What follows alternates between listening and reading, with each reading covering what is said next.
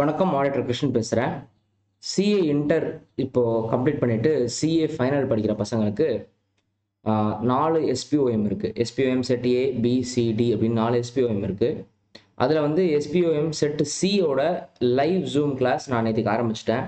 2 hour class முடிஞ்சிருக்குது. So இன்றைக்கி join பண்ணணும்னு நினைக்கிறவங்க ஜாயின் பண்ணிக்கலாம். 3000 ருபீஸ் ஃபீஸ் அதுக்கு.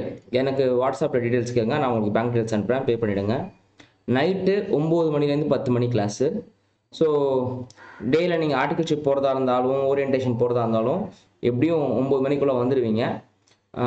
ஸோ சீக்கிரமாக கிளாஸ் ஸ்டார்ட் பண்ணிடலாம், as early as possible class start பண்ணலாம் அப்படின்றதுக்காக தான் நேற்றுக்கே ஆரம்பிச்சது.